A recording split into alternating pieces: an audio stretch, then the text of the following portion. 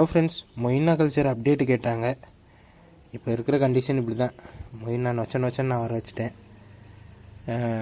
இந்த கதையை சொன்னோம்னா கண்டிப்பாக சிரிப்பீங்க. கதையை என்னன்னு சொல்லுவேன் பாருங்களேன். கொரியர் ஆஃபீஸ்லேருந்து மொயினா மட்டும் தனியாக ஒருத்தரை போட சொன்னேன். ஆமாம், கோபி அக்வா ப்ரோவை போட சொன்னேன். அவர் போட்டதில் என்ன ஆகிட்டுன்னா, நான் ஃபோனில் ரீசார்ஜ் முடிஞ்சிருச்சு. அப்படியே நான் விட்டுட்டேன். நான் கடையாக அலைஞ்சேன். இந்த மாதிரி என் பார்சலுங்க இங்கே வந்திருக்குமா, இங்கே தான் வந்திருக்குங்கிறாங்க, கடையே இல்லையே அப்படின்னேன். எல்லோரும் உடனே இங்கே தான் இருக்குது தம்பி, இங்கே தான் இருக்குது, நீ போய் சுற்றி பாருன்ட்டாங்க. நானும் உடனே சுற்றி பார்க்க ஆரம்பிச்சிட்டேன். ஒரு இடத்துலையுமே கிடைக்கல.